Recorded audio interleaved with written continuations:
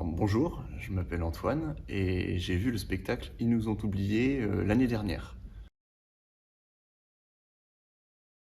Et je trouve que ce spectacle, moi je le recommande parce qu'il est salvateur dans le sens où effectivement c'est une espèce de vent frais, de hauteur de vue, quoi, et ça fait du bien en fait. Enfin vraiment. Parce qu'on a l'impression que ce spectacle il est vraiment sur plein de détails, du quotidien, hein, et en fait non. C'est vraiment une prise de hauteur justement euh, sur du futile, sur les conflits quotidiens, etc. Et je trouve qu'elle en fait quelque chose, une ode en fait au vivre ensemble, à comment faire commun.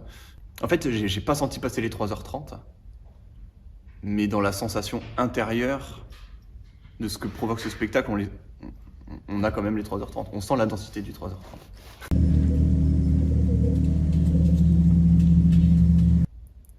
Elle arrive à mêler énormément de registres. Elle mélange énormément de références cinématographiques, je trouve même télévisuelles, audiovisuelles.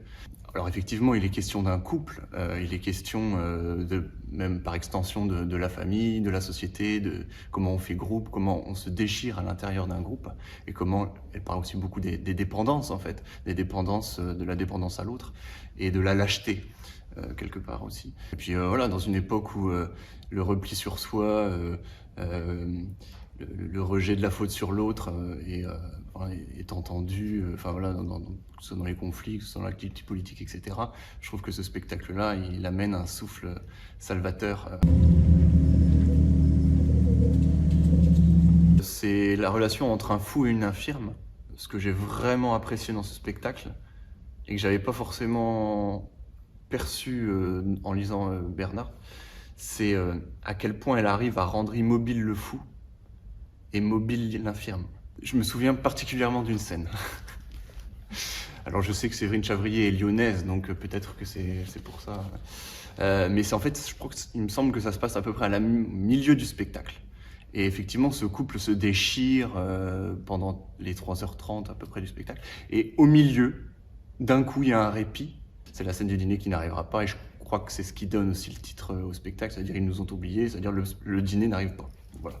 D'un coup, il y a des élucubrations, il y a une espèce de guirlande de mots qui sort de Conrad, et d'un coup, ça s'arrête, et je crois qu'il dit j'ai envie de manger une escalope de veau. Et là, les sons et les bruits s'arrêtent. Et en fait, c'est à ce moment-là, cette scène-là, c'est la seule scène du spectacle où ils font commun, tous les deux. À l'endroit des échanges gastronomiques, en fait. Et je l'ai trouvée super belle. Quand ils se réfugient dans le sous-sol, dans la cave, pour aller écrire, de toute manière, soit le bruit l'accompagne, ou soit lui provoque le bruit.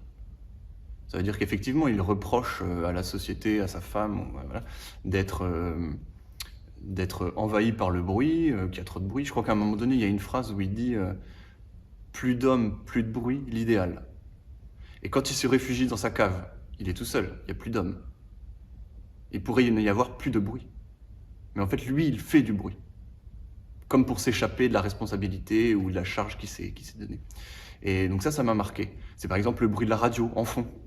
Voilà. Donc il cherche le silence, mais en même temps, quand il se réfugie dans sa cave pour écrire, il allume la radio. Et du coup, il va passer 2 heures à régler. Voilà. Bon.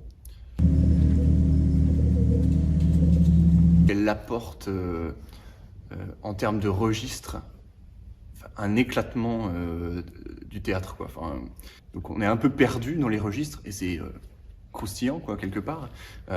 C'est-à-dire, à un moment donné, il y a un confessionnal, on sait même plus si on est dans une émission genre télé-réalité, genre survie, ou si on est dans un magazine d'investigation. À un moment donné, il va dans sa cave, il prend la parole, on a l'impression qu'il est dans la grande librairie à essayer de parler de son bouquin qu'il n'écrira jamais.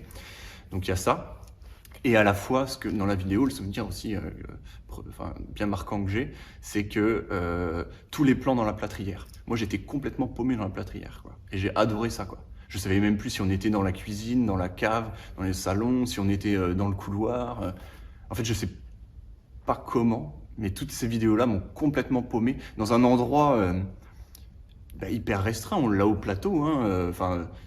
Matériellement, on est là. Enfin, je veux dire, on n'est pas au cinéma, on est au théâtre. Donc, matériellement, il y a un décor qui existe, quoi, qui est là. Et c'est vrai qu'en règle générale, on se figure et on se le représente assez facilement où on est, etc. Et en fait là non, pas du tout. Je savais, j'étais souvent perdu dans la plâtrière, quoi. J'aimerais bien voir des photos de son salon, je crois. Je suis toujours subjugué par ses décors. Quand arrive la question du décor pour elle, dans son écriture, dans la réflexion, tu vois. Donc par exemple là, bon bah effectivement elle prend la plâtrière.